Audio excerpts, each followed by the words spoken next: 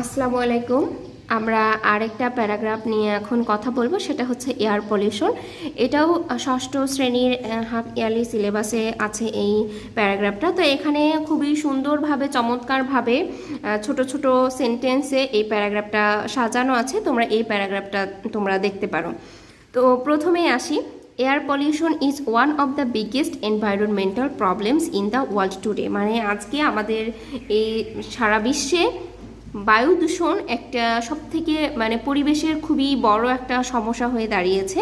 It happens when harmful gases, smoke and dust mix with the air. মানে যখন বাতাসের সাথে বা বায়ুর সাথে ক্ষতিকারক যেই আছে তোমার ধুলাবালি, ধোঁয়া, তারপরে গ্যাস আছে, এটা যখন তোমার একসাথে মিশে যায় তখন তোমার বায়ুটা দূষিত হয়ে যায়।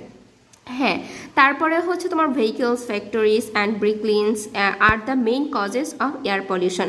এছাড়াও তোমার এয়ার পলিউশনের আরও বেশ কয়েকটা সোর্স আছে, যেমন তোমার যানবাহনের ধোঁয়া, তারপরে ফ্যাক্টরি, কলকারখানার ধোঁয়া, ইটের ভাটার ধোঁয়া, এইগুলা কিন্তু আরও মেজর প্রবলেম হয়ে দাঁড়ায়। তারপরে burning coal, oil and garbage also pollutes the air.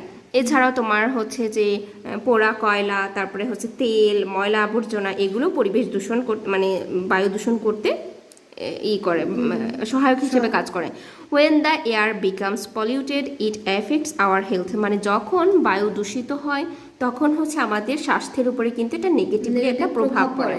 হ্যাঁ, people May suffer from cough, asthma, breathing problems and other serious disease.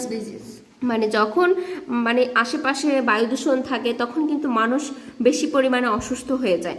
তখন দেখা যায় যে যাদের অ্যালার্জির সমস্যা আছে তাদের কিন্তু অ্যালার্জি, অনেকের কিন্তু ডাস্ট অ্যালার্জি আছে, যেমন আমার নিজেরও ডাস্ট অ্যালার্জি আছে।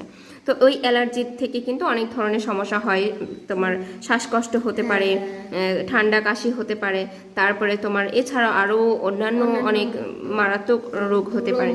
হ্যাঁ, তারপরে children and old people are more affected by dirty air. এছাড়াও তোমার শিশুরা এবং বৃদ্ধ লোক যারা আছে তাদেরকেও কিন্তু এই বায়ু দূষণটা কিন্তু বাজেভাবে প্রভাব ফেলে। Air pollution also harms plants, তারপরে অ্যানিমালস অ্যান্ড দ্য ক্লাইমেট। এছাড়াও এই এয়ার পলিউশন তোমার গাছপালা, তারপর প্রাণী, উদ্ভিদ এবং জলবায়ুর উপরে কিন্তু প্রভাব ফেলে, ক্ষতিকারক প্রভাব ফেলে। It can cause global warming and acid rain. এছাড়াও এটা বৈশ্বিক উষ্ণায়ন এবং অ্যাসিড বৃষ্টি ঘটাতে পারে।